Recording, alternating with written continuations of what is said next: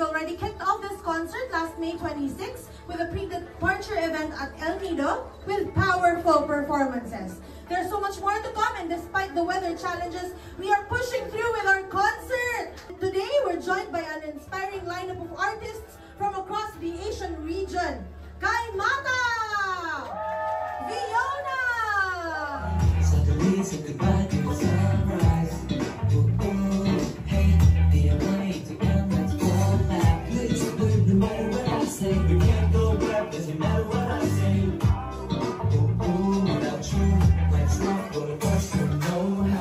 Salamat dahil ikaw yun. Sobrang salamat dahil tayo tulad.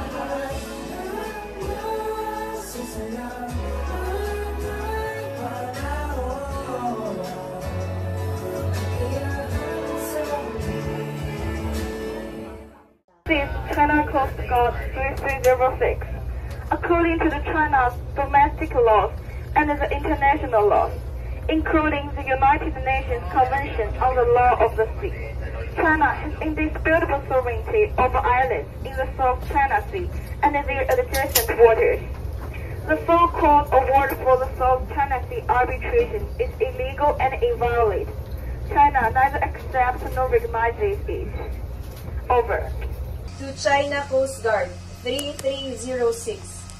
This is Philippine Coast Guard vessel BRP Melchora Aquino, MRRV 9702.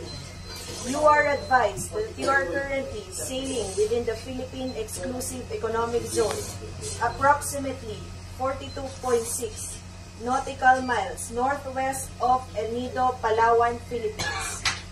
In accordance with the Republic Act 12064 or the Philippine Maritime Zones Act, the United Nations Convention on the Law of the Sea, in which you are a signatory state, and the 2016 arbitral award, you do not possess any legal authority to patrol within the Philippine Exclusive Economic Zone.